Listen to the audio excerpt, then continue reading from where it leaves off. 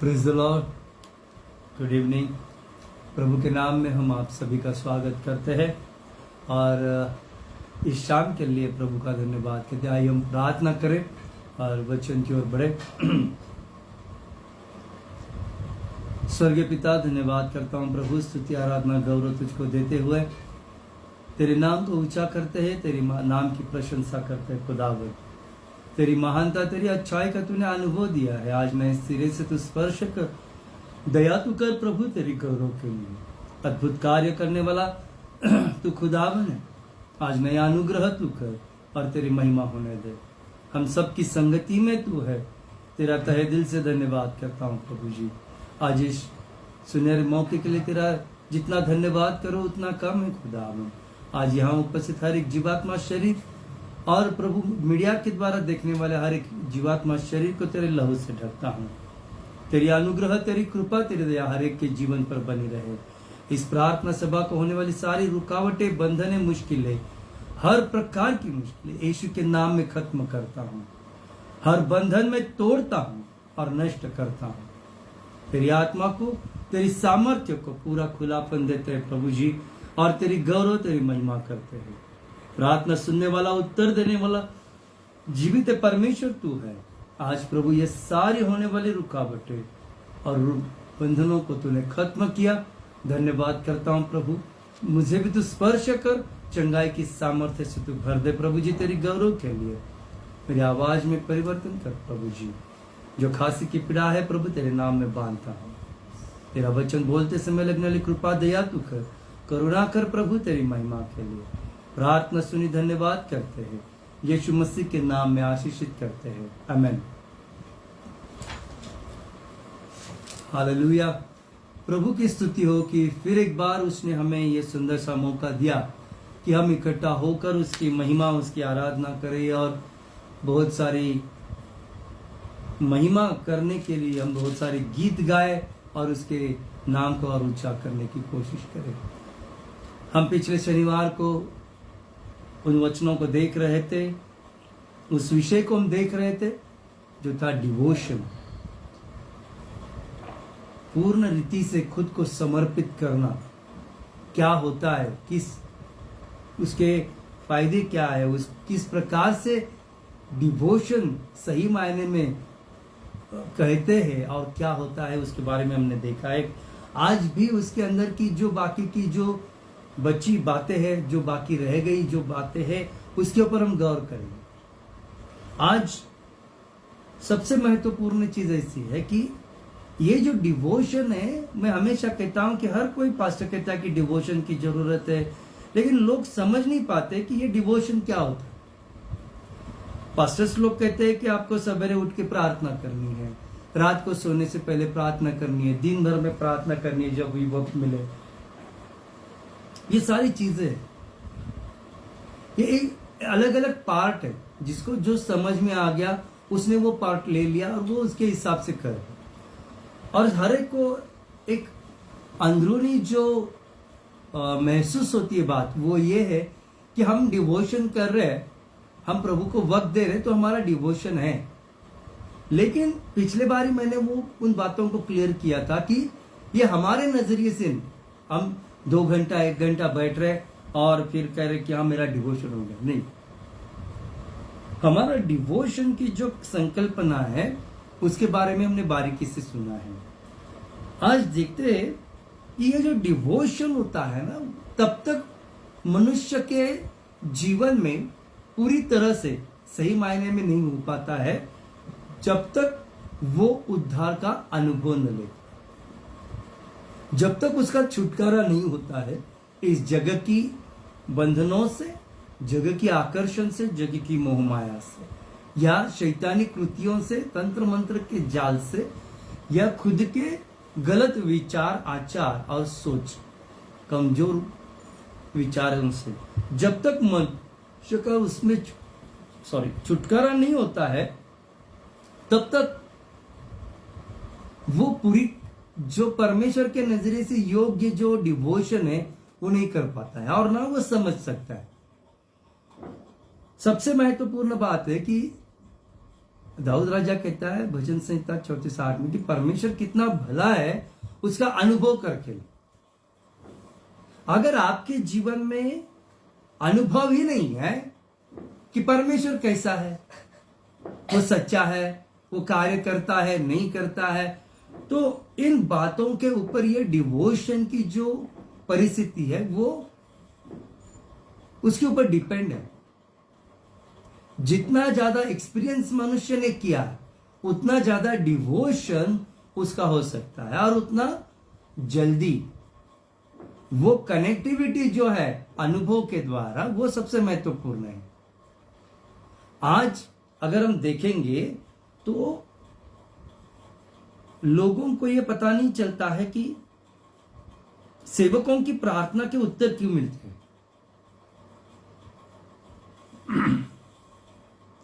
क्योंकि वो उनका जो खुद का वैयक्तिक स्वरूप का जो डिवोशन होता है उन्होंने खुद ने वो समझ लिया है और वो एकदम से परमेश्वर के साथ एक झटके में जुड़ जाते। वरन मैं ये कहूंगा they are connected with God every time. उनका डिस्कनेक्शन ही नहीं होता है उस डिवोशन से, और इसलिए वो कभी भी कहीं पर भी प्रार्थना करे तो परमेश्वर उत्तर देता है। ट्रैवलिंग में हो तभी प्रार्थना करते हैं, चर्च में हो तभी प्रार्थना करते हैं, घर में बैठे हैं या किसी फंक्शन में बैठे। लोगों को ये नहीं, आज मेरे पास ऐसा होता है, मैं कितने लोगों को कहता हूं कि मैं एक फंक्शन में हूं, बाद में प्रार्थना करेंगे, लेकिन उनको उस वक्त होने वाली तकलीफें बहुत ज्यादा लगती है और घबराहट के मारे वो कहते नहीं आप अभी प्रार्थना करो। मैं कर देता हूं प्रार्थना, मैं मना नहीं करता हूं, प्रार्थना तो मैं वैसे ही कर देता हूं और कार्य होता है। मेरे पास रात में कभी भी किसी भी वक्त फोन आते हैं, तो मेरे पास कभी कुछ लोग रहने के लिए आते हैं तो बोलते आप सोते कब है, रात भर आपका फोन तो बजता रहता है, तो आपकी नींद कैसे पूरी होती है। मैं बोलता हूँ 2 फोन के बीच में जो समय होता है वो मेरे सोने का समय है। तो फिर भी परमेश्वर, मैं सोता हूं, उठने के बाद मैं प्रार्थना करता हूं, फिर भी मेरा परमेश्वर वहां पे कार्य करता है। ये क्यों होता है? Because I am connected with the God all the time. वो कनेक्टिविटी जो है वो ऐसे कट नहीं हुई, वो सप्लाई जो है वो चालू है। और इसका महत्व है कि हमने अनुभव किया है, इतने साल में अभी सेवा में हूं तो मैंने अनुभव किया है कि परमेश्वर क्या है और डिवोशन क्या है, और जितना हम उसको समर्पित होंगे उतना कार्य होता है उसके नाम के सामर्थ्य से। वो अपने नाम के लिए हर चीज करने के लिए तैयार है। आज हमारे जीवन में जो अनुभव आते हैं परमेश्वर के, उसके ऊपर हमारा डिवोशन बरकरार है। जितना ज्यादा अनुभव उतनी ज्यादा डिवोशन है। कई लोगों को अनुभव बहुत है लेकिन डिवोशन कम है, वो उनके कमजोरी का प्रकार है, वो कमजोर है उसके अंदर। उनको खुद को नहीं चाहिए कि वो परमेश्वर के लिए वक्त दे। वो मैंने पिछले बार भी कहा था कि लोग इतने अलर्ट है, मैसेज बज गया ना तो उठकर तुरंत जवाब देने के लिए उनकी तैयारी होती है। और मुझे अचंभा होता है कि कोई जरूरत नहीं है, सिर्फ सामने वाला पूछ रहा है खाना हो गया था, वो ये हाथ का काम छोड़ता है, खाना छोड़ देता है और कहता है नहीं खा रहा हूं। मतलब इतनी जल्दबाजी और इतनी प्रॉम्प्ट एक्शन और इतना डिवोशन अपने दोस्तों के लिए, अपने लोगों के लिए दिखाते, लेकिन परमेश्वर के लिए दिखाते क्या? अनुभव आने के बावजूद भी लोगों को वो डिवोशन, परमेश्वर को समर्पित होना, ये उनको पता नहीं है। मेरे पास ऐसे बहुत सारे लोग हैं। मैं अचंभित होता हूं कि परमेश्वर मेरे द्वारा इतना कार्य कर रहा है लेकिन जो लोगों को छुटकारा मिलता है, चंगाई मिलती है, तो अब दोबारा लौटकर फोन नहीं करते हैं। और फिर जब मिलते हैं, कभी सामने मिलते हैं, कभी किसी मीटिंग में मिलते, किसी के घर पे मिलते, पास्टर जी आपने फोन किया था और जैसा आपने बताया वैसे हुआ, तो भाई गवाही कब देगा? बीच में मैंने एक लड़की के बारे में कहा था कि वो आईसीयू में थी, मैंने प्रार्थना की, वेंटिलेटर पर थी, अब वो घर पे है। उन्होंने मुझे फोन करके गवाही नहीं दी, उन्होंने कहीं पर अपने चर्च वहां पर जहां पर जाते हैं, या सिर्फ उस गवाही के लिए वो लोग गए और वहां पे जाकर उन्होंने गवाही दे दी। चलो अच्छी बात है, कहीं पर भी हो, लेकिन उन्होंने गवाही दी और वो गवाही सुनकर फिर दूसरे परिवार में उससे जुड़े। तो ठीक है, वो प्रभु की भाग है। यहां जो अनुभव लेते हैं तो उतना डिवोशन और उतना समर्पित जीवन हमारा होना चाहिए। आज यहां पर हम ये जो डिवोशन है उसके जो स्पेलिंग है अल्फाबेट से, उसके ऊपर हम अध्ययन करेंगे और उसको जानेंगे कि ये डिवोशन इन अल्फाबेट्स के अंदर कैसे पूरा होता है, मतलब उसकी जो व्याख्याएं हैं वो किस कदर से है। जो अल्फाबेटिकली हम देखते हैं, बहुत सारे वर्ड्स परमेश्वर ने मुझको दिए, पवित्र आत्मा ने, जिनका मैं अल्फाबेटिकली एक डिवीजन मैंने किया और उसके ऊपर कर पाया, मतलब मैं कर पाया पवित्र आत्मा के द्वारा, और उसको समझ पाया और वो मैंने लोगों को समझा। आज यहां पर जो डिवोशन का जो स्पेलिंग है DEVOTION, डिवोशन, इसके वो क्या है, कैसा होना चाहिए, इसके बारे में हमने देखा है। अब ये डिवोशन एक कंप्लीट पैकेज के जैसा किस तरीके से होगा उसके ऊपर हम बात करेंगे और देखेंगे कि इन वचनों, इसके अंदर मैं ज्यादा वचन नहीं लेने वाला, क्योंकि मैंने जब उसके ऊपर अध्ययन किया तब बहुत सारे फिर और अलग अलग विषय उसके ऊपर आने लगे। मैं नहीं चाहता हूं कि ये जो चौकट है इसकी जो चौकट है, इसकी जो आयात है वो बिगड़ न जाए, उस आयात में ही वो रहनी चाहिए। इसके लिए मैं ज्यादा वचनों के ऊपर नहीं जा रहा हूं, लेकिन उसके अनुसार में आपको जो बाइफरकेट किया गया है अल्फाबेटिकली, उसके बारे में मैं कह रहा हूं। जो डी है अल्फाबेटिकली, जो पहला अल्फाबेट से डी फॉर डेडिकेशन, समर्पण करना। हम कहते हैं ना कि ये मेरे जीवन की ये जो मैंने हासिल किया है जिस मुकाम को, ये मैं डेडिकेट करता हूं मेरी माँ को, मेरी बाप को, मेरे टीचर्स को, मेरे दोस्त को, मेरी बहन को, भाई को, किसी को और किसी को। What is it mean? इसका अर्थ क्या होता है कि because they help me, they support me, और इसलिए मैं उनको समर्पित करता हूं। जैसा किसी को एक कोई ट्रॉफी मिलती है तो वो कहता है कि ये मैं मेरे माँ को समर्पित करता हूं, मेरे डैडी को समर्पित करता हूं, मेरे देश को समर्पित करता हूं। लेकिन क्या कोई ऐसा है जो अपने जीवन में कुछ उसने मुकाम पाया जो उसे प्राप्त होने के लिए कष्ट करने पड़े, और उसमें परमेश्वर ने उसकी सहायता की और वो विजयी हुआ? वहां पर जो विजयी हुआ है तो वो किसी और को उसका क्रेडिट दे देता है, डेडिकेट करता है।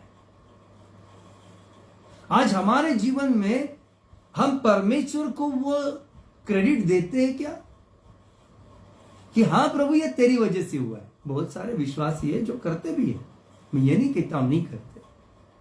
आज बहुत सारे लोग भी ऐसे हैं इस जगत में जो ये सारी चीजें करते हैं बारीकी से, डेडिकेशन है उनका, समर्पित करते हैं प्रभु को, कुछ दान धर्म भी करते हैं, गरीबों में खाना बांटते हैं, सब कुछ करते हैं, दे आर डेडिकेटेड। लेकिन वो उन्हीं पलों के लिए, उन्हीं क्षणों के लिए, और कई बार तो ये सारी चीजें जो होती है ना डेडिकेशन की, ये भावनिक होती है, धार्मिक भी होती है और भावनिक भी होती है। धर्मी भावना से की गई समर्पित या दिया गया क्रेडिट जो है उसे डेडिकेशन कहेंगे।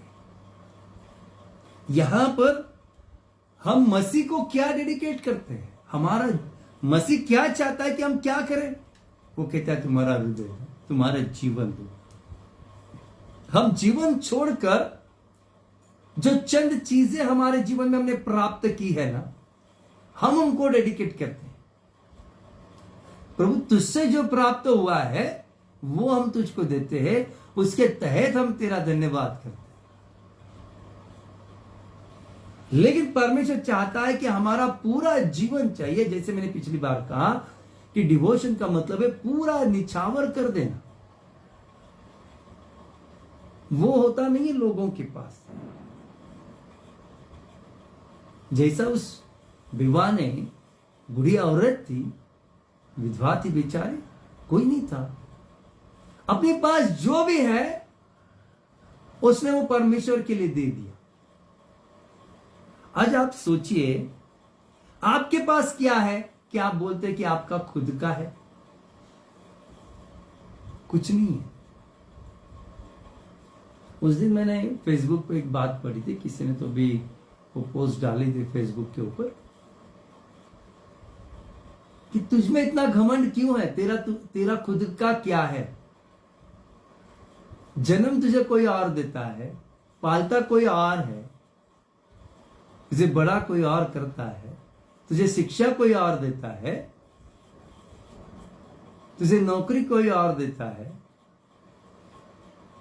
तू पैसा कमा लेता है और तेरे मरने के बाद उसका इस्तेमाल कोई दूसरा ही करता है। मुझे हंसी आई उस बात। लोग कहते ये मेरा है, मेरा है, मेरा है, मेरा है, लेकिन वो रहता किधर है उसका? सब कुछ जो आज जगत में लोग इन बातों को समझने लगे हैं कि अपना कुछ नहीं होता है जो, और मैं बिब्लिकली अगर विश्वासियों की भाषा में बात करूं तो आज हमारे जीवन में जो कुछ भी है वो मसीह की बदौलत है, परमेश्वर की बदौलत, उसकी कृपा है, उसकी अनुग्रह है हमारे जीवन पर कि हमारे जीवन में ये सारी चीजें आज जो हमारी योग्यता से भी ज्यादा बढ़कर चीजें वो हमें प्राप्त हुई है। वही सबसे बड़ी बात है। और ये समझ लेना कि हम क्या है, हम क्यों हैं इस जगत में, तब हम जो कुछ भी परमेश्वर को देंगे ये समझ कर कि प्रभु ये तूने दिया है, मेरी योग्यता नहीं थी लेकिन तूने दिया है, आज उन्हीं चीजों के द्वारा मैं तेरा धन्यवाद करता हूं या मैं तुझको डेडिकेट करता हूं, तो वो क्रेडिट पूरा परमेश्वर को जाएगा। लोग साक्षी या गवाही देते हैं ना, तो वहां पर भी एक शब्द, मैंने बहुत कष्ट किए। ये कष्ट करने के लिए किसने तुम्हें सहायता की? परमेश्वर ने दी ना। वो सहन शक्ति, वो सामर्थ्य किसने प्राप्त, कैसे प्राप्त हुआ? परमेश्वर के द्वारा। वहां पर लोग भूल जाते हैं। और ये जो डेडिकेशन की जो बात है, ये जब मनुष्य समझ लेता है कि मेरे जीवन में जो कुछ भी है वो मसीह की बदौलत है और उसके तहत मुझे परमेश्वर का पुत्र और कन्या होने का अधिकार मिलेगा और उसी के द्वारा मुझे परमेश्वर की महिमा करनी है, वो सबसे महत्वपूर्ण चीज है। समझ बूझकर हम देते हैं, खुद होकर उसको देते हैं और उसका नाम ऊंचा करते उस चीजों में ये गवाही देते हैं। आज उन चीजों को हम सबसे महत्वपूर्ण मानते हैं। उसके बाद हमें क्या मिलती है? जब हम परमेश्वर की उस कृपा को समझ लेते हैं और उसको, उसके अनुग्रह के द्वारा हमें वो पूरी तरह से हमें पता चलता है कि वो क्या है, तब हमें मिलती है दूसरी बात जो है ई अल्फाबेट से शुरू होती है, वो है इटर्नल लव। परमेश्वर का सर्वप्रथम अनुभव परमेश्वर देता है, हमें महसूस होता है और फिर हम उसको खुद को समर्पित करते हैं, तब हमें पता चलता है। यूहन्ना 3:16 कहता है परमेश्वर कितना भला है, कितना महान उसकी महान सामर्थ्य है और उसकी जो अद्वितीय जो पाक मोहब्बत है वो किस तरीके की है। और उसने वो चीज अपने पुत्र के बलिदान को उसने क्यों स्वीकार किया और क्यों होने दिया उन चीजों को। थोड़ा सा गौर कीजिए इन बातों के ऊपर कि अगर परमेश्वर ने सोचा होता कि हर एक व्यक्ति को उसके पाप की क्षमा मिलने के लिए इस तरीके से क्रूस पर चढ़ना पड़ेगा, क्या हो जाता। लोग भाग जाते, भागते रहते जिंदगी भर, इधर उधर इधर उधर उधर इधर इधर उधर। क्यों? सूर्य नहीं चढ़ना है, वो यातनाएं नहीं भुगतनी है। आज कोई गलती से भी कोई क्राइम करता है ना, तो पुलिस की डंडे पड़ने के डर से मनुष्य इधर उधर छुपता रहता है, भागता रहता है। बड़े बड़े गुंडे हैं, खुद को भाई समझने वाले, वो भी छुप जाते हैं जाके। वो हौसला, वो ताकत नहीं है किसी के अंदर, और वो सामर्थ्य भी नहीं है। आज मसीह में वो सामर्थ्य है, और वो सामर्थ्य इस वजह से आया कि पिता की इच्छा को उसने जाना, उसकी योजना को उसने समझ लिया, परिपूर्ण हो गया। किसमें? आत्मा में। कब हुआ परिपूर्ण? जब उसका बपतिस्मा हुआ, यार्दन से बाहर निकला और आत्मा उसके ऊपर उतर कर आ कबूतर के से, और आत्मा ने उसे जंगल में ले गए।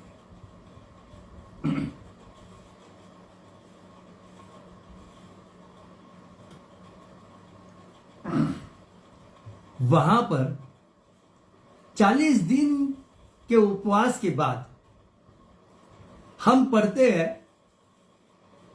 कि प्रभु यीशु मसीह आत्मा में परिपूर्ण हो गया। Listen this carefully. आत्मा में अगर आप उसका बारीकी से अध्ययन करेंगे उन वचनों का, उन शब्दों का, तो आपको पता चलेगा वहां पर आत्मा के सामर्थ्य से वो परिपूर्ण हो गया। और फिर 40 दिन के बाद, because where he was with the God, with the father.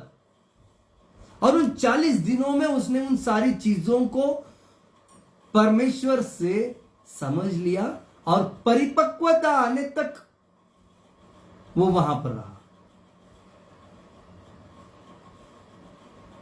जब परिपक्वता आ गई उसके अंदर, तब परीक्षा हुई है। तब क्या हुई है? परीक्षा हुई है। किसकी? प्रभु यीशु मसीह की। तुम्हारे और मेरे उद्धारकर्ता की भी परीक्षा हुई। लोगों का कहना है कि अब मैं परफेक्ट हूं, अब मैं विश्वासी हूं, अब मेरे जीवन में पवित्र आत्मा है, मैं कार्य कर रहा हूं, तो मेरे जीवन में परीक्षाएं क्यों है? जब आप विश्वास में, सामर्थ्य में परिपक्व होंगे, तभी तो आपकी परीक्षा होगी ना। आप अगर सामर्थ्य से भरे नहीं है, परिपक्व नहीं हुए, वो शैतान आपको इतनी सेकंड में, कितनी सेकंड में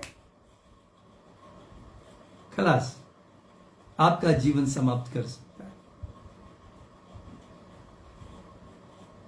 क्योंकि वो पूरी तरह से परमेश्वर की नकल करने वाला है। यह ध्यान में रखना इस बात। उसके जैसा कॉपी कटर कोई नहीं है। यहां पर जो इटर्नल लव है वो हमें कब पता चलता है? जब हमारा उद्धार होता है, पापों की क्षमा होती है।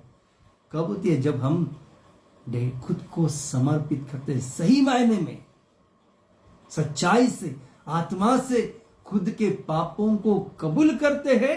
उसके बाद हमें पता चलता है कि परमेश्वर ने मुझ पर कितनी दया की कि मेरे जैसे गंदे और सबसे अशुद्ध प्राणी को भी उसने शुद्ध किया। उसके लहू का सामर्थ्य वहां पर पता चलता है, उसकी योजना का सामर्थ्य पता चलता है, उसकी पाक मोहब्बत का सामर्थ्य वहीं पे हमें प्रकट होता है। और इसलिए मैं कहता हूं, जो दूसरी बात है वो पता चलती है डिवोशन में, वो है इटर्नल लव। जो अंदरूनी पाक मोहब्बत है उसके बारे में हम समझ पाते हैं। और जब हम समझ लेते उस बात को, तब क्या होता है? तब हमें समझ आती है कि परमेश्वर एक ही है, उद्धार करने वाला प्रभु यीशु मसीह है। और ये पाक मोहब्बत क्या है और उसमें किस तरीके से बढ़ना है, और उस पाक मोहब्बत अगर नहीं होती तो आपके और मेरे जीवन पर नियम शास्त्र के अनुसार दंड ही आ जाता, और कुछ नहीं होता। दंड ही आ जाता, क्योंकि नियम शास्त्र के अनुसार हम कोई भी किसी भी प्रकार से योग्यता में नहीं दिखाई देंगे। इतना कठिन। अब ये जो पाक मोहब्बत परमेश्वर हमारे जीवन पर करता है, उसके बाद सबसे बड़ी बात हमारे जीवन में होती है। वो क्या होती है? किस कदर से होती है? वो है विक्ट्री, विजय। क्योंकि उसने हमें स्वीकार किया है। जो हमने खुद को समर्पित किया उसके हाथ में, तब उसने अपनी पाक मोहब्बत के द्वारा हमें स्वीकार किया, हमें धोकर शुद्ध किया, पवित्र किया, परिपक्व किया। किस लिए? जो हमने खोया है वो वापस पाने के लिए।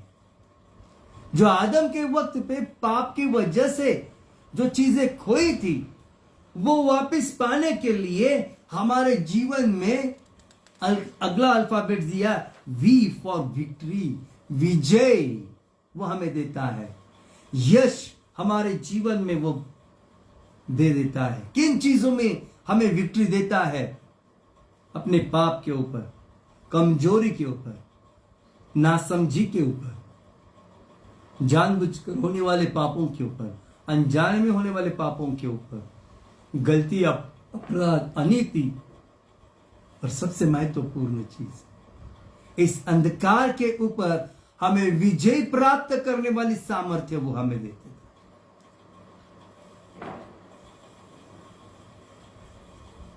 और ये जो विक्ट्री है ये ऐसी नहीं मिलती है। इस विक्ट्री के लिए हमें खुद को पूरी तरह से निछावर ही करना पड़ता है, तब हमें लड़ना पड़ता है। और जैसा मैंने कहा कि जिस तरीके से प्रभु यीशु मसीह आत्मा में सामर्थ्य में परिपूर्ण हो गया, उस प्रकार से जब हम परिपूर्ण हो जाते हैं ना, तब हम लड़ सकते हैं।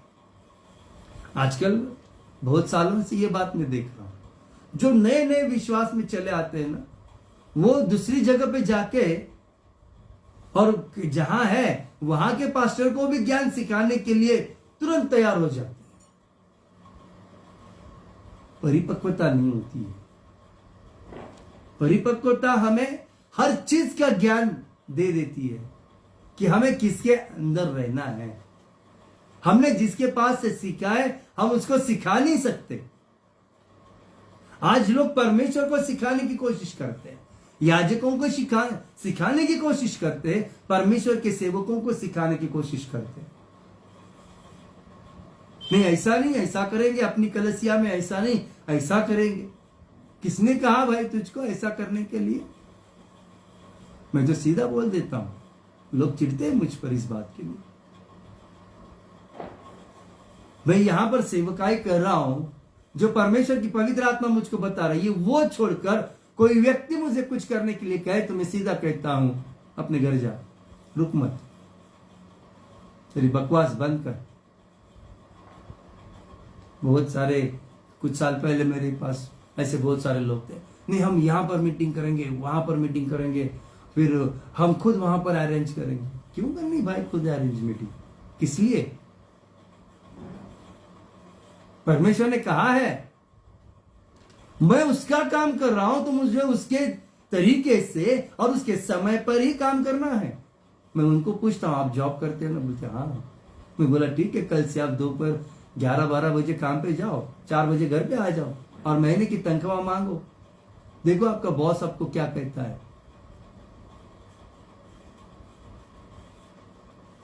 आपको आपका मैनेजर आपको ऑफिस के अंदर एंट्री करने नहीं देगा। आप मनमानी करते हैं क्या अपनी जॉब के ऊपर?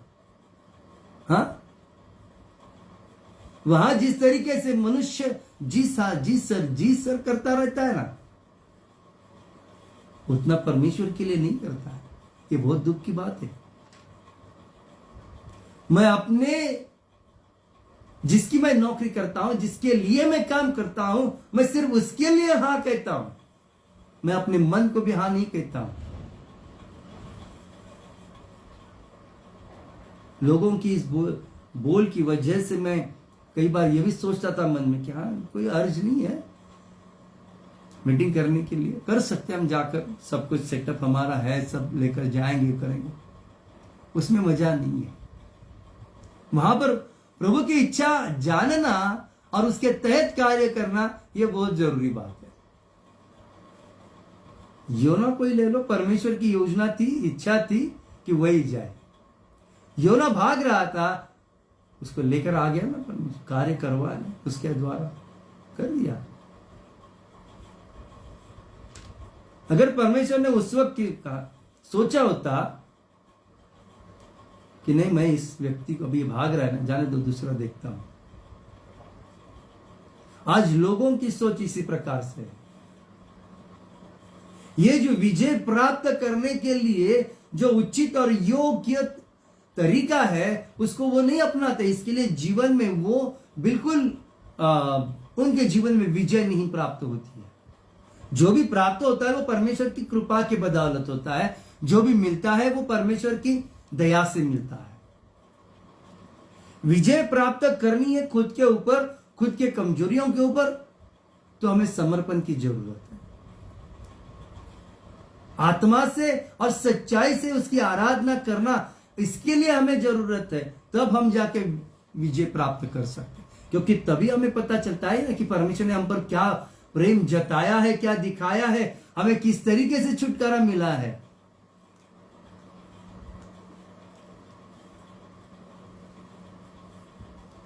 जो विजय प्राप्त होने के लिए जिन चीजों की जरूरत है, वो चीजें तो परमेश्वर के बदौलत ही मिलती है। परमेश्वर के द्वारा ही वो हमें प्राप्त होती है। हमारी अच्छाई के कर्म या किसी प्रकार की चीजों से नहीं प्राप्त होती है। बीच में मैंने एक जगह से एक बात को सुना था।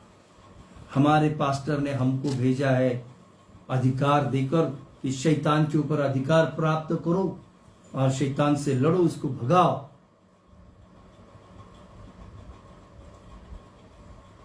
मैं सोच में पड़ गया। मैं बोला, कोई पास्टर ऐसे कैसे कह सकता है? जिनको भेजा गया उनके ऊपर उनका उद्धार हुआ है, नहीं हुआ है, और उनका छुटकारा हुआ है, ये जो डिवोशन है उनके जीवन में होता है, नहीं होता है, वो बिना जाने इस कदर से उनके लिए अधिकार दे देना, ये बेफिजूल की बात है मेरे नजरिए से।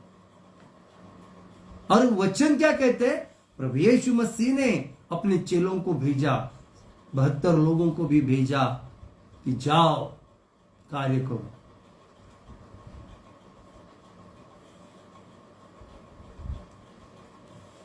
विजय प्राप्त करने के लिए जो सामर्थ्य की जरूरत होती है, वो डिवोशन के बगैर नहीं आएगी।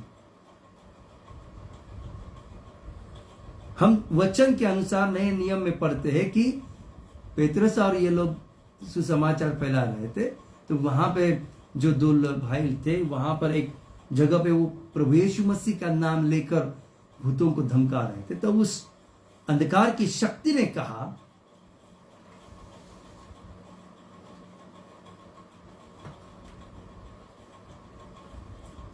क्या कहा? हम पितर सबको जानते हैं, प्रभु यीशु मसीह को भी जानते हैं। तू है कौन? हमको धमकाने वाला तू है कौन? और उन शक्तियों ने उसके कपड़े फाड़े, उसको नंगा करके वहां से भगा दिया। जब प्रभु यीशु मसीह था, वहां भीड़ में एक लड़के के लिए उसके चेले प्रार्थना कर रहे थे, तब वो उनसे नहीं हो पाया। प्रभु यीशु मसीह आ गया और वहां पे उसने उस शक्ति को धमकाया कि हे गूंगे और बहरे की आत्मा, निकल जा, दोबारा इस बेटे को इस पीड़ा में मत ला। और उसी वक्त उन शक्तियों ने उसको छोड़ दिया। यहां पर एक बात है, उन अंधकार के ऊपर विजय प्राप्त करने के लिए मसीह ने एक ही बात कही कि ऐसी शक्तियों के लिए आपको उपवास और प्रार्थना की जरूरत है। इसका सही मायने में क्या मतलब हुआ कि उस वक्त प्रभु यीशु मसीह उपवास और प्रार्थना खत्म करके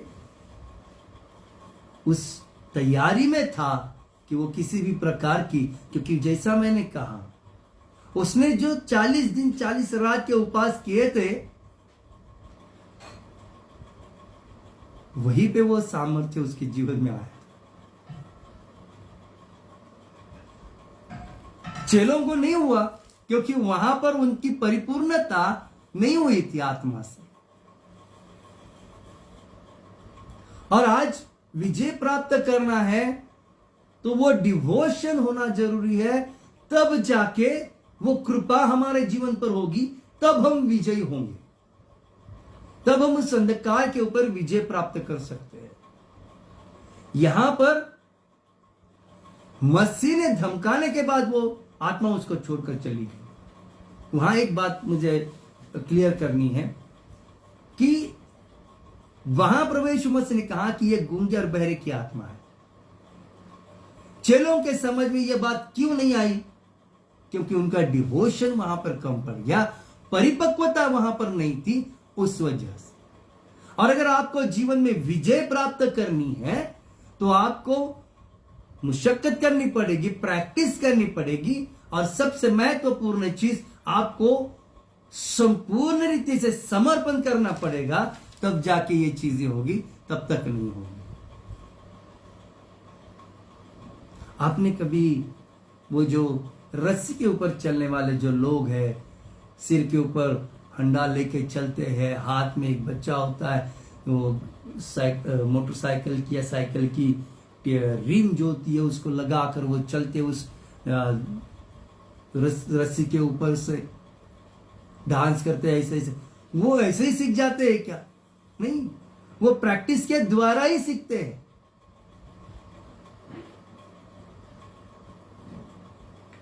और वहां वो विजय प्राप्त करते हैं कि उनके मन का डर, भय, बेचैनी सब कुछ खत्म हो जाती है। डिवोशन के अंदर वो सारी चीजें, डर, भय, खौफ, बेचैनी, कमजोरियां, सब कुछ खत्म हो जाता है, तब मनुष्य को विजय प्राप्त होता है। That's why the devotion is most important part in the believer's life. And when you get the victory in your life, it means कि आपका डिवोशन परमेश्वर कबूल कर रहा है, मान्य हो रहा है, स्वीकार कर लिया जा रहा है।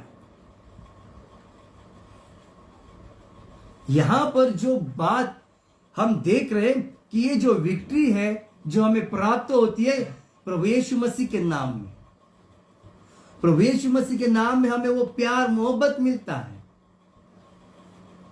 और उसने जो सिखाया है, डेडिकेशन क्या है, अपना कुछ नहीं रखना है, सब कुछ निछावर कर देना है।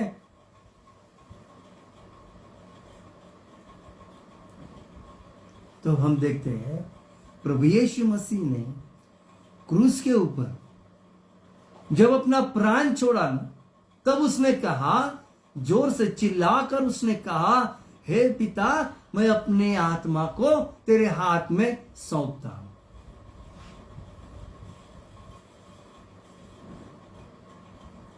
वो क्यों पता चला कि यह आत्मा किसके हाथ में सौंप देनी है?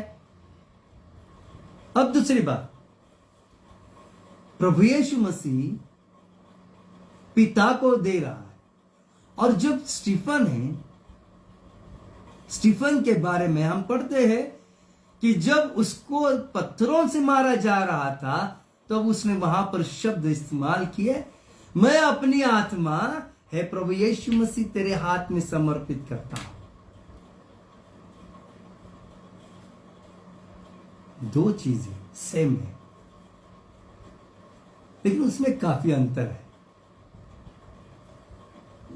आत्मा को सौंपने की बात है, जरूर है, दोनों जगह पर है, लेकिन प्रभु यीशु मसीह अपने पिता को सौंप रहा है, और स्टीफन जो है उसे पूरी तरीके से पता है कि बिना मसीह के मैं पिता को अपनी आत्मा नहीं सौंप सकता हूं, मैं मसीह को सौंप देता हूं, तो जाहिर सी बात है वो पिता तक पहुंचेगी, क्योंकि जरिया वही है, मार्ग वही है, सत्य वही है।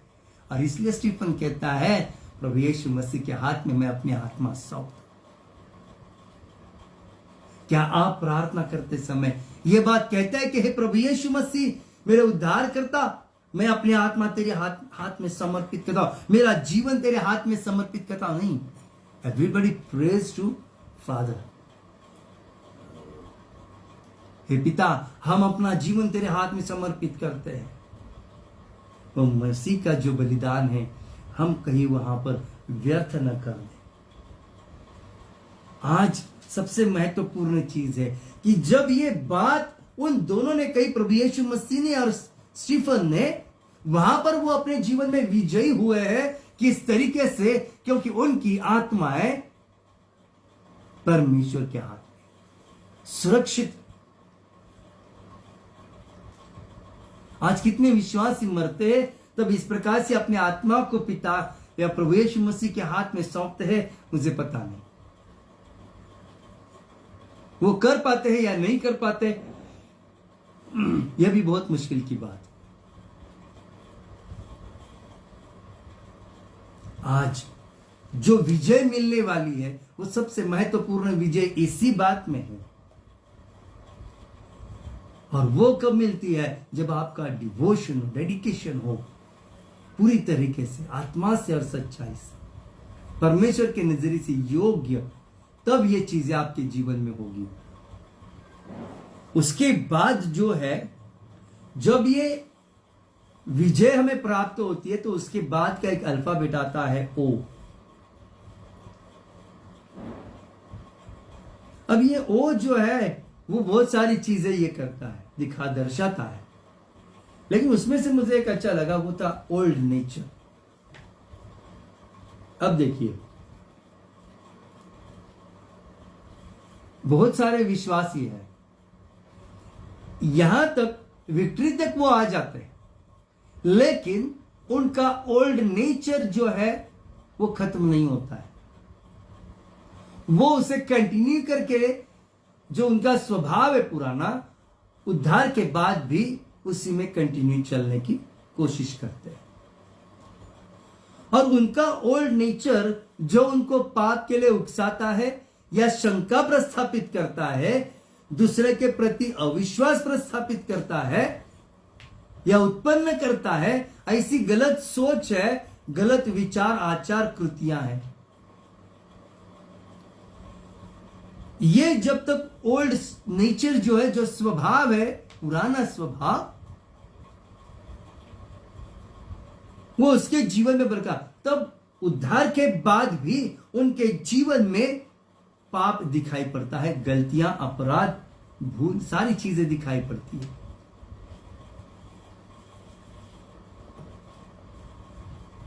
इसलिए ये जो पुराना आदम है, ये मरना चाहिए, ये पूरी तरह से नष्ट होना चाहिए। इसकी जिम्मेदारी उस व्यक्ति की है, because he already he got the powers and authority to take a victory in his life. और ये जो विजय प्राप्त करने वाली सामर्थ्य से प्राप्त हुई है, वो उसे अपने पुराने स्वभाव के ऊपर भी उसका इस्तेमाल करना जरूरी है। जब वो इस्तेमाल करता है, तब वो जाके परिपूर्णता की ओर बढ़ता है, और परिपूर्ण होने के लिए उसके जीवन में धीरज आता है। मनुष्य का पुराना स्वभाव जब तक पूरी तरह से खत्म नहीं होता है ना, तब तक याकूब की पत्री में कहे गए पहले अध्याय 4 वचन के तहत धीरज उनके जीवन में आता नहीं है। जब तक मनुष्य पुराने स्वभाव में बैठा हुआ है, लेकर उसी में खड़ा है ना, तो वो धीरज उसके जीवन में बिल्कुल भी नहीं है। और हमें जो सामर्थ्य मिली है उसका इस्तेमाल करके ये पुराना स्वभाव हमें पूरी तरह से नष्ट करना है। तो किस तरीके से करेंगे इस पुराने स्वभाव को नष्ट? The acceptance of the sin is most important and the act of faith is similar important to this things. तो विश्वास की कृति कौन सी है? In front of the Trinity, in front of the society, in front of the men of God, in front of the believers. I accept my sins and I wash out myself in this water. It's called a baptism of water. मैं उस पानी में उसको धो देता हूं. Now I make myself clean. ये चीज सिंबॉलिकली है लेकिन बहुत अति महत्वपूर्ण चीज है। और जब ये मनुष्य का पुराना स्वभाव जो उसके जीवन से खत्म होता है ना पूरी तरह से, तब जाके परिपूर्णता उसके जीवन में आती है और तब जाके उसके बाद ही वो पूरी तरीके से डिवोशन कर पाता है, वरना नहीं कर पाता।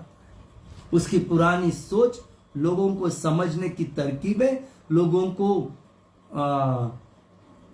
जज करने की उसकी खराब आदतें, बुरा भला कहने की आदतें और नापसंद करने की आदत, बिना वजह नापसंद करना, ये सारी जो ओल्ड नेचर है वो खत्म होनी चाहिए। ये हमारे जीवन में कभी नहीं रहनी चाहिए। ये पुराना स्वभाव निकल जाएगा और नया स्वभाव आ जाएगा ना, तब आगे जाकर क्या होता है? अगला अल्फाबेट आता है, वो है टी, ट्रांसफॉर्मेशन। समझ रहे मैं क्या बोल रहा हूं? ये जो स्टेप बाय स्टेप एक एक चीज है। मनुष्य अपने पाप छोड़ देता है, पहले ध्यान से सुनो इन बातों को। अपने पाप छोड़ देता है, कबूल करता है, उसके द्वारा उसे उद्धार तो मिलता है, उसके जीवन पर कृपा होती है, उसे अधिकार प्राप्त होते हैं, सब कुछ होता है। लेकिन जब तक उसका पुराना स्वभाव निकल नहीं जाता है ना, तब तक that transformation which God wants to give him in his life, for the transformation for the eternal life, he will not get that things in his life. That is most important thing. ये जो complete transformation की बात है वो पूर्ण नहीं होती, वो प्रक्रिया।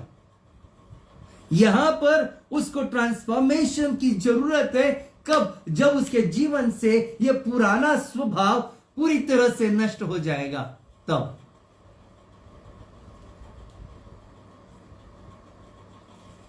Now, in this complete transformation, exactly what God wants to give and what God's plan for your life. जब ये ट्रांसफॉर्मेशन होता है, it is not measured in a society, it is not measured in the church, but it is individually.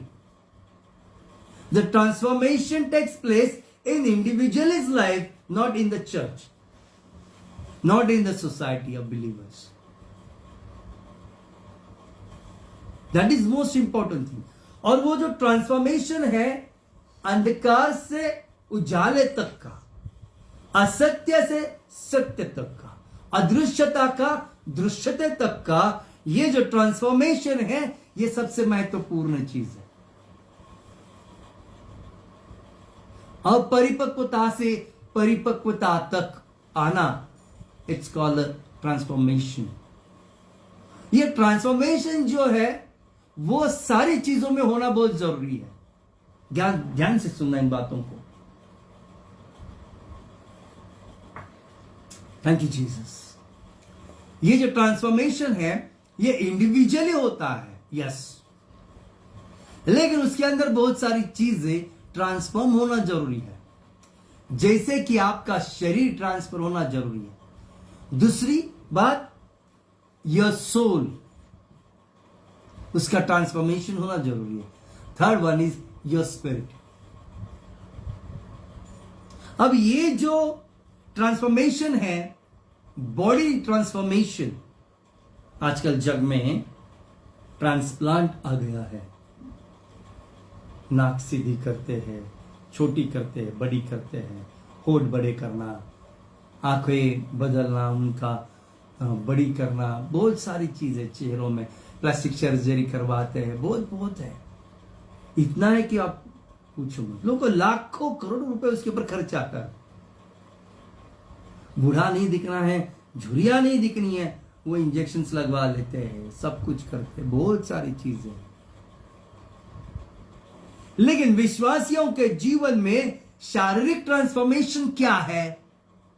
तो शरीर की जो गलत आदतें, गलत चीजें और गलत सारा जो अशुद्धपन है वो पूरी तरह से निकल जाना चाहिए। यानी कि पहले का बर्ताव, पहले की बॉडी लैंग्वेज और अब की बॉडी लैंग्वेज, इसमें फर्क आना बहुत जरूरी है।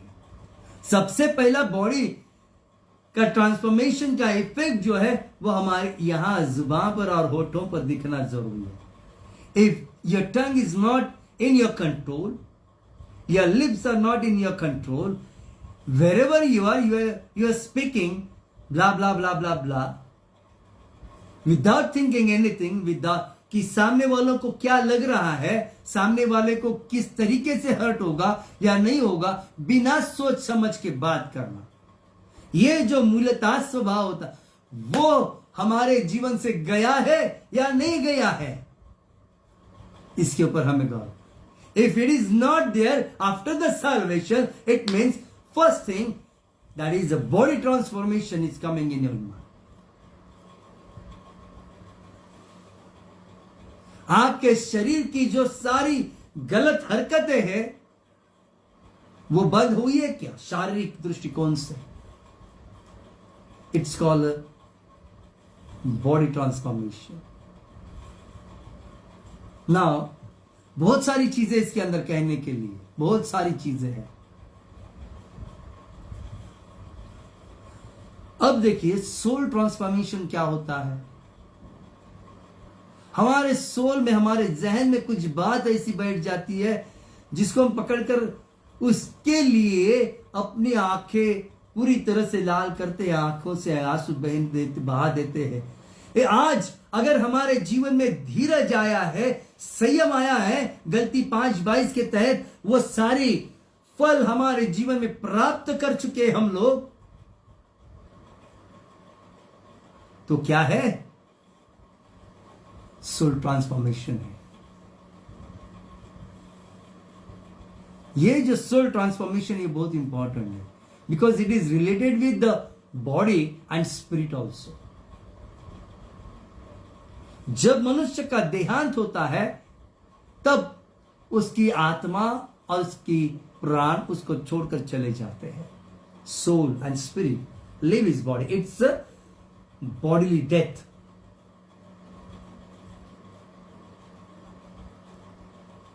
जगीकता में प्राप्त होने वाली मृत्यु वो तो सबकी होगी, सिर्फ 3 व्यक्ति है जिंदा है, हनोक है, हिनोक, एलिया और यीशु मसीह।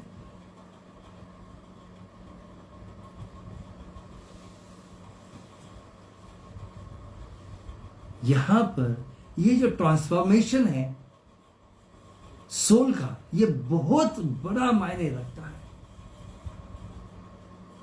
हमारे हृदय से निकलने वाली बातें हमको अशुद्ध करती थी। अब हम, if we are transformed, now what is there in our heart, what is there in our soul? हमारी चाहते बदल जानी चाहिए, हमारी इच्छाएं बदली होनी चाहिए। Now before I transform in my soul, I always thirsty for the worldly things. I'm running behind the world.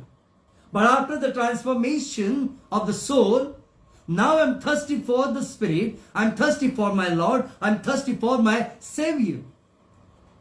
It's called a transformation of soul. If we are thirsty for His life, for Him we are thirsty. जैसे दाऊद राजा कहता है Psalm 42:1, हिरनी जैसे पानी के जैसे चुकती है, वैसा मेरा जीव, मेरे प्राण तेरे लिए तड़प रहे, जैसे हिरनी तड़पती है। क्या after the transformation of the soul, क्या मेरे अंदर से परमेश्वर के लिए वो तड़पना है क्या? If that is create in my life, it means I got the soul transformation. Yes, I am in that condition now. I am in that form now, that I am a man of God. Yes, God is with me and He transformed me completely. Third part, the spirit transformation. The spirit, because of the sin which is compressed हो गई है, दब चुकी है, वो प्रज्वलित हो जाती है।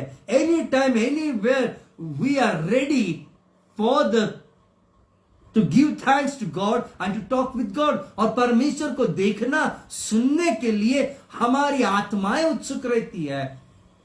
ना कि ना अभी नहीं, मैं थक के आया हूं, अभी नहीं जाऊंगा प्रेयर के लिए, आज बहुत काम था, मेरी पीठ में दर्द है, पैरों में दर्द है। ना, जिसके जीवन में, जिसकी आत्मा प्रज्वलित हो चुकी है, ट्रांसफॉर्म हो चुकी है, वो कितना भी थका क्यों ना हो, वो मीटिंग के लिए ना नहीं कहेगा, परमेश्वर से बात करने के लिए ना नहीं कहेगा। You know the example of Jacob. Yakub ने क्या किया? रात भर उसके साथ झगड़ा किया, युद्ध किया, थका नहीं, और जब कहा सवेरे सवेरे वो थक गया, उसने उसकी जान में हाथ।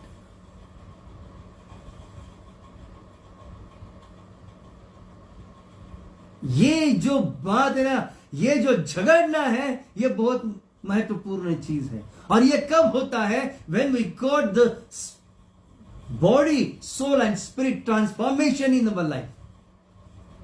ये विषय भी बहुत जबरदस्त है मेरे परमेश्वर के लोगों। और ये विषय मैं हमेशा कहता हूं कि इन दिनों में मुझे मालूम नहीं है, लेकिन परमेश्वर मुझे ऐसे विषय दे रहा है जो मैं कहता हूं कि जो विश्वासी है, जिनके जीवन में परमेश्वर की आत्मा है, उनको ज्यादा समझ में आ जाएगी ये बात मैं क्या बोल रहा हूं। यहां पर ये जो ट्रांसफॉर्मेशन है, ये सबसे महत्वपूर्ण चीज है। वो एक ट्रांसफॉर्मेशन नहीं है। It is a transformation of body. It is a transformation of soul and spirit. Very important thing. अगर आपने सिर्फ आपके दिमाग से बातें बदली है ना, तो कोई फायदा नहीं है। That is not called transformation. सिर्फ दिमाग से पता है कि वो उद्धार करता है, पता है कि वो परमेश्वर कनवालु कृपालु परमेश्वर है, चलो उसके लिए नाम रो रो के प्रार्थना करेंगे, चाहेंगे घुटनों के बल प्रभु क्षमा कर देगा। After that nothing. पहले के जैसा वैसा पत्थर जो नदी के बीच में रखो और कुछ सालों के बाद निकाला और उसको फोड़ा तो अंदर से वो सूखा है, उसी प्रकार से उस व्यक्ति का जीवन होगा जो सिर्फ ये जानकर, बुद्धि से जानकर मसीह के पास चलाता है उद्धार पाने के लिए, पापों से मुक्ति पाने के लिए।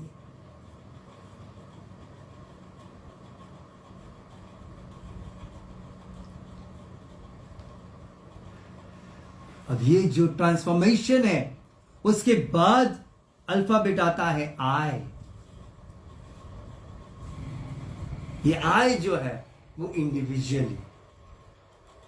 इंडिविजुअल्स। आजकल हम देखते हैं मनुष्य के जीवन में सब कुछ होता है, उद्धार प्राप्त होता है, सब होने के बाद भी उसके जीवन का कैपिटल आई मात्र खत्म नहीं होता है, बिल्कुल खत्म नहीं होता है। वो कैपिटल आई जाते नहीं जाता है, वो जाना बहुत जरूरी है। जैसा मैंने कहा, ओल्ड नेचर चला जाएगा, स्वभाव चला जाएगा, तब मनुष्य में ट्रांसफॉर्मेशन आता है। तो ये भी बात ऐसी है जो इंडिविजुअली उस व्यक्ति के जीवन में उसने वैयक्तिक रूप से खुद के विचार, खुद की संकल्पनाएं और खुद की सारी सोच बरकरार रखी है इंडिविजुअल की। मैं विश्वासी हूं, मेरे पापों की क्षमा हुई है, अब मैं सीधा स्वर्ग में चला जाऊंगा।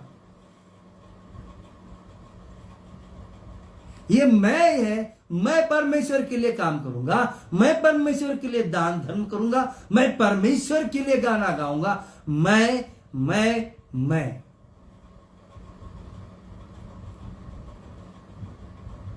ये मैं जो है, ये कैपिटल आई जो है, ये मनुष्य के जीवन से खत्म होना सबसे महत्वपूर्ण चीज है।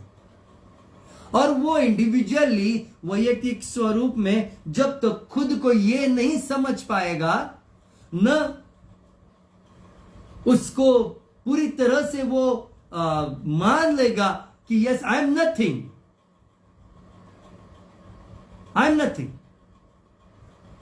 मैं शून्य से, मैं शून्य भी नहीं हूं, क्योंकि शून्य की भी एक कीमत है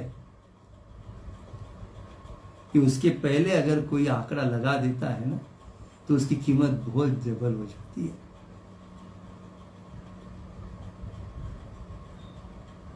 और ये जो इंडिविजुअली जो है, जब तक मनुष्य खुद को पूरी तरह से शून्य नहीं करता है या उससे भी डाउन लेकर नहीं जाता है, नम्र नहीं करता है, इंडिविजुअली लीननेस आना बहुत जरूरी है।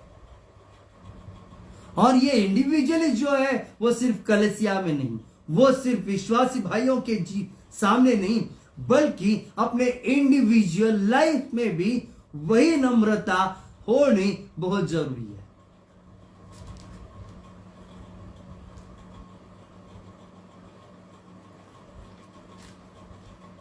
जब ये बात इंडिविजुअली मनुष्य समझ जाता है, तब वो जीवन में जो डिवोशन है, वो उसके जीवन का डिवोशन पूर्ण होने के लिए वो महत्वपूर्ण चीज हो जाती है। इंडिविजुअली उसे, वो अकेला है, फिर भी उसके अंदर की वो नम्रता बरकरार रहनी चाहिए, तो उसमें महत्व है। क्योंकि पहले नम्रता फिर मान्यता। जो नम्र होता है उसको एक कबूल किया जाता है, एक्सेप्ट किया जाता है।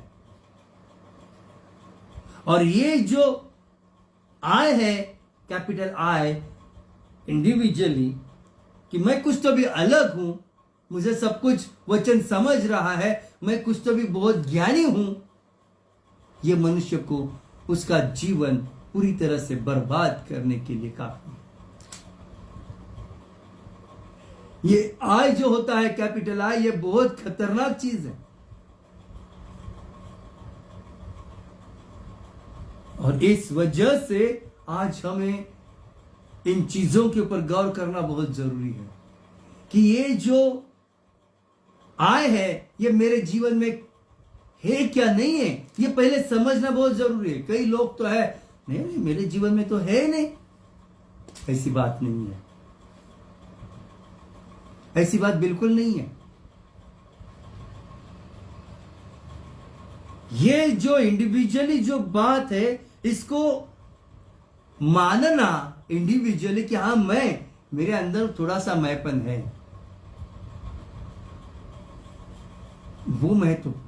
खुद को पूरी तरह से खत्म करने की, मतलब सुसाइड करने की बात नहीं कर रहा हूं, गलत अर्थ मत निकालो। इंडिविजुअली खुद को खत्म करना, खुद के जो गलत है सारी चीजें उनको मिटा देना। मनुष्य दूसरों के ऊपर उंगली करता है, इसकी वजह से मैंने गलती की, ये उसने मुझे फोर्स किया। मैं हमेशा बात दोहराता हूं, शैतान आपको या कोई भी व्यक्ति आपको गर्दन को पकड़कर लेकर नहीं जाता है पाप करने के लिए, गलती करने के लिए। आप मन में 19-20 का विचार करते करते आप उसकी ओर बढ़ते हैं, इंडिविजुअली बढ़ते हैं।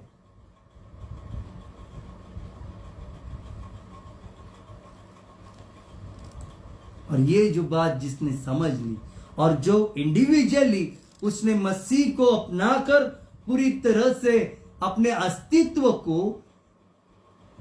अस्तित्व को उसने मिटा दिया, खुद के अस्तित्व को।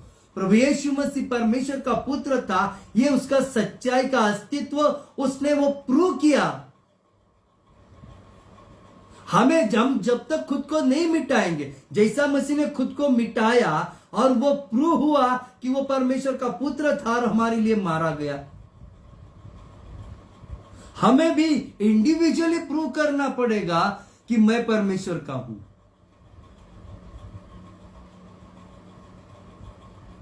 अब इसके बाद हम कैसे प्रूव करेंगे? तो उसके बाद अल्फाबेट आता है ओ। अब हम ओथ लेते हैं, शपथ लेते हैं, और बिब्लिकल भाषा में अगर हम कहें तो हम एक परमेश्वर के साथ करार कायम करते हैं।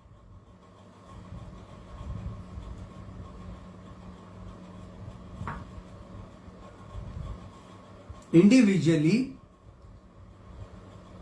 हम शपथ लेते हैं या एक करार परमेश्वर के साथ प्रस्थापित करते हैं कि मैं तेरे संगति में रहूंगा, मैं आज से मेरे पाप छोड़ दूंगा, मैं पाप नहीं करूंगा, शुद्ध और पवित्र रहने की कोशिश करूंगा, तुझ में बने रहने की कोशिश करूंगा, तुझे ही मैं उद्धारकर्ता के तौर पर स्वीकार करता हूं, तू ही जीवित है खुदावन, तेरे सिवा कोई परमेश्वर नहीं।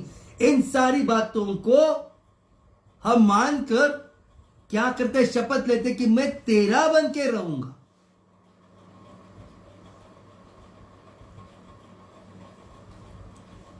एंटियोक की यहां की अंतुकी की मंडली को लोगों ने कहना शुरू कर दिया कि वो मसीह के लोग। इतना उनका बर्ताव मसीह ने जैसा बर्ताव किया उस प्रकार का हुआ। जब इंडिविजुअली वो लोगों ने अपने जीवन में आचरण में मसीह को लाया और उन्होंने शपथ ली, जैसे एक करार किया परमेश्वर के साथ, तब लोगों ने उनको देखकर कहा कि ये मसीह के लोग। तब ये इंडिविजुअल जब अपने जीवन में एक शपथ लेता है या करार करता है परमेश्वर के साथ कि मैं तेरा हूं, तू मेरा है, हम एक कदम आगे बढ़ते हैं तो परमेश्वर 100 कदम आपके पास चला आता है। वो कहता है कि मैं तेरा हृदय का दरवाजा खटखटा रहा हूं। मतलब कहां पर है परमेश्वर? आपके बाजू में है, आपके सामने है। उसके सारे अभिवचन याद करो। वो कहता है जहां पर भी तू जाएगा मैं तेरे संग रहूंगा। तो संग है। ये जो परमेश्वर के साथ एक करार करने की जो बात है, ये सबसे महत्वपूर्ण चीज है। और करार करना है परमेश्वर के साथ सारी चीजों को याद रखकर कि प्रभु मैं तेरे संगति में हमेशा बैठूंगा। 31 दिसंबर को करार करने वाले तो बहुत है। मैं गलत काम नहीं करूंगा, पिक्चर नहीं देखूंगा, शराब नहीं पीऊंगा, सिगरेट नहीं पीऊंगा, ज्यादा मोबाइल नहीं इस्तेमाल करूंगा, चैटिंग नहीं करूंगा, ज्यादा घूमूंगा नहीं, झूठ नहीं बोलूंगा, छुपाऊंगा नहीं। बहुत सारी चीजें लोग कबूल करते और करार करते परमेश्वर के साथ, लेकिन क्या पूर्ण कर पाते हैं? क्या नहीं कर पाते हैं। और नतीजा परमेश्वर के रोष और परमेश्वर के गुस्से को वो भड़का देते हैं। मैं कहता हूं आपको नहीं जमता है ना, तो आप क्षमा मांगो परमेश्वर से कि प्रभु मुझसे ऐसा कोई करार तेरे साथ करने के लिए मैं उतना सबल नहीं हूं, शक्ति नहीं है मुझ में, उतनी ताकत नहीं है, औकात नहीं मेरी। मैं तो पाप करते रहूंगा हमेशा। तू सहायता कर और मुझे उस पाप से दूर रहने के लिए लगने वाली वो कृपा कर ताकि मैं रहूं। मैं नहीं रह सकता हूं क्योंकि मैं कमजोर हूं। मानना, स्वीकार करना यह बहुत जरूरी है। करार करने के बाद उसको तोड़ना यह बहुत बड़ा पाप है।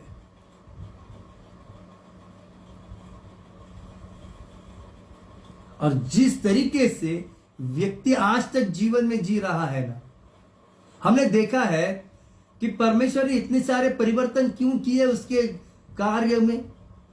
इस्राएल लोगों को उसने सब कुछ दिया और देने के बाद भी उन्होंने परमेश्वर को ठुकराया। बहुत सारे करार उन्होंने किए, शब्द दिए, उसका पालन नहीं किया गया। इसके लिए बंदीवास में चले गए, वहां से निकाला, फिर भी वहां पर ठुकरा दिया, फिर वापस 70 साल के लिए बंदी में चले गए, फिर निकाला, फिर अमोरियों के हाथ में सौंप दिया, फिर निकाला, फिर सब पीड़ा में डाल दिया। मतलब परमेश्वर समझाना चाहता था उन लोगों को। आज हमारे सामने वो उदाहरण के तौर पर वो सारी बातें हैं जो सत्य घटनाएं हैं।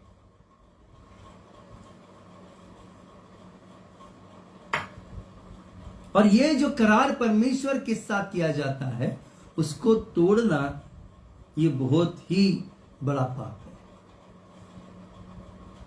उसका नतीजा क्या होगा? उसकी आज्ञा का पालन न करना या उसको दिए हुए शब्द का पालन न करना। हम जानते हैं मूसा को उसने इतना करीबी था, दर्शन प्राप्त हुआ व्यक्ति, उसे भी परमेश्वर ने कहा, देख तूने आज्ञा तोड़ी है ना, तू नहीं जाएगा उधर। दूर से दिखा दिया। मूसा जैसे आदमी को उसने परमेश्वर ने जो वतन दिया था वहां पर भी उन्होंने नहीं जा सका। उस पीढ़ी का कोई वहां पर नहीं जा सका।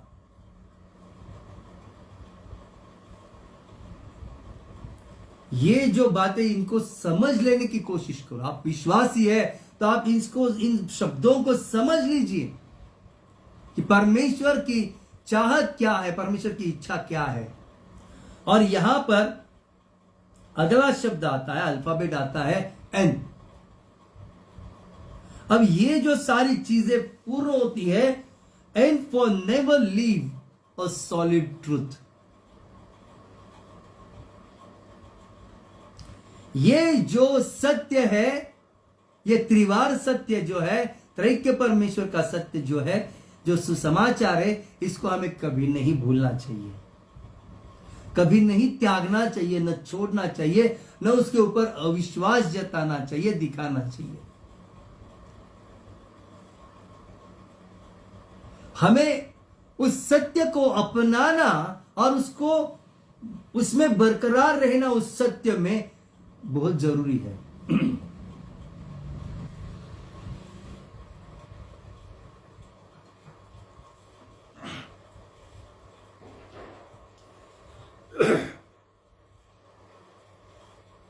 जिस सत्य के आधार पर आपका जीवन पूरी तरह से क्या हुआ है, उद्धार पा चुका है, अंधकार से प्रकाश में चला आया है, उस सत्य को हमें कभी नहीं छोड़ना है, कभी नहीं त्यागना है, न उसके विरुद्ध कभी आशंका या शंका उपस्थित करनी है। यह सबसे महत्वपूर्ण चीज है। हमें उसी सत्य में बरकरार रहना आखिर तक। सत्य क्या है कि अब प्रभु यीशु मसीह दोबारा आएगा। कहां आएगा? आकाश मंडल में।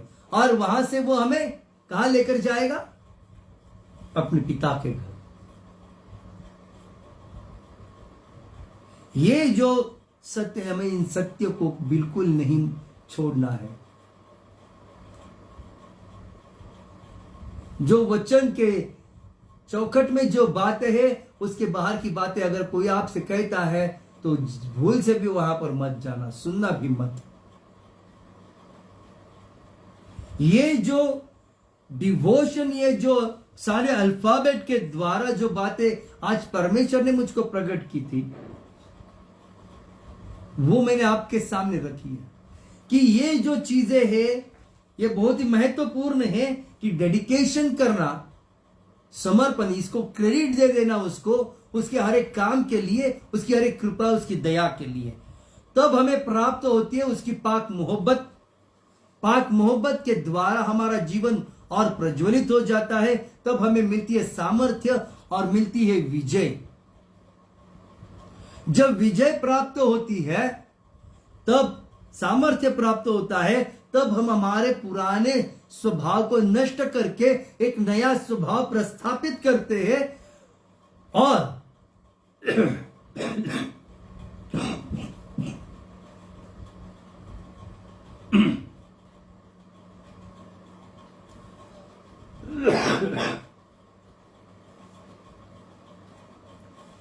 तब हमारा ट्रांसफॉर्मेशन होता है।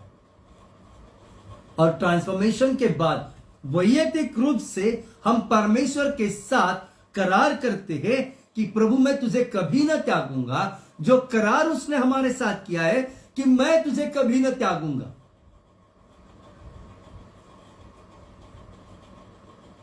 यह सबसे महत्वपूर्ण चीज,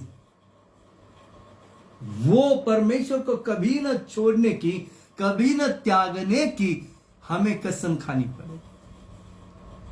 और तब जाके ये जो डिवोशन है ये पूर्ण होगा।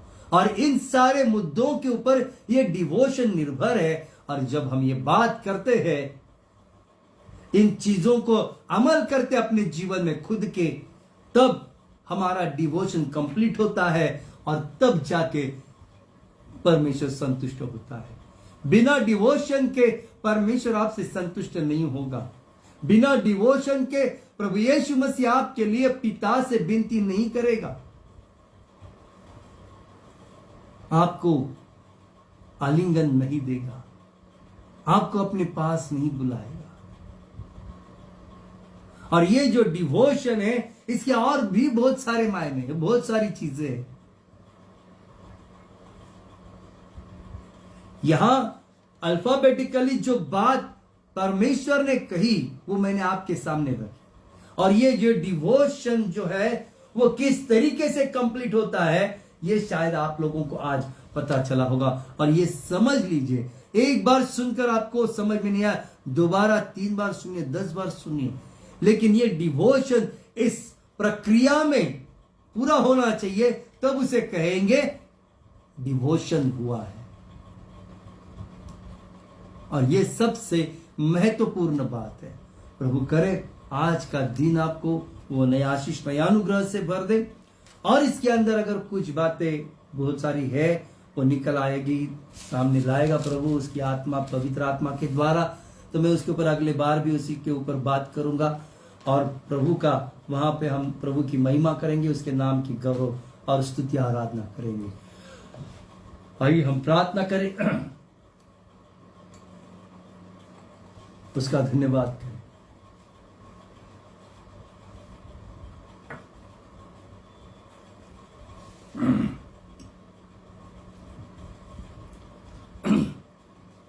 आइए हम प्रार्थना करें। स्वर्गीय पिता, धन्यवाद करता हूं प्रभु, तेरी स्तुति, तेरी आराधना, तेरी गौरव, तेरी महिमा करते हैं। तेरी महानता, तेरी अच्छाई का तूने अनुभव दिया है। आज नए सिरे से जो बात तूने सिखाई है, तेरा शुक्रिया अदा करता हूं प्रभु। आज जो जिन्होंने सुना और जो बाद में कभी सुनेंगे, उनके जीवन में भी वो हर एक शब्द कार्य करे प्रभु, ऐसी दया तू कर। डिवोशन के द्वारा प्राप्त होने वाली कृपाओं का अनुभव हर एक व्यक्ति को, हर एक विश्वासियों को उनके जीवन में प्राप्त हो प्रभु जी, ऐसी दया तू कर। अद्भुत कार्य करने वाला जीवित परमेश्वर तू है। नया अनुग्रह, नई कृपा, नई दया तू कर तेरी गौरव के लिए। आज प्रभु वो हर एक व्यक्ति, हर एक परिवार जो तुझ में जुड़ा हुआ है, ऐसे परिवार, ऐसे व्यक्तियों के मैं प्रार्थना करता हूं खुदावंद, नए अनुग्रह से तू भर दे, नए सामर्थ्य से तू भर दे, तेरी महिमा, तेरी गौरव के लिए। मेरी प्रार्थना का उत्तर तू देता है, मैं तेरा शुक्रिया अदा करता हूं। आज जो भाई बहन, जो परिवार अंधकार की ताकतों से घिरे थे, आज उनको उस अंधकार से मुक्त करते पूरी तरह से छुड़ाता हूं और प्रभु तुझ में प्रस्थापित करता हूं उस प्रकाश में, प्रभु यीशु मसीह के नाम में। तूने मेरी प्रार्थना सुनी, हर शब्द का तूने उत्तर दिया, मैं धन्यवाद करता हूं प्रभु जी। नया अनुग्रह तूने की है, शुक्रिया अदा करते हैं प्रभु, तेरी गौरव, तेरी महिमा करते हैं। प्रार्थना सुनने वाला, उत्तर देने वाला तू जीवित खुदावन है। आज नया अनुग्रह, नई कृपा, नई दया तू कर और तेरी गौरव, तेरी महिमा होने दे। मेरी प्रार्थना तूने सुनी है, हर शब्द का उत्तर तूने दिया, धन्यवाद करता हूं प्रभु।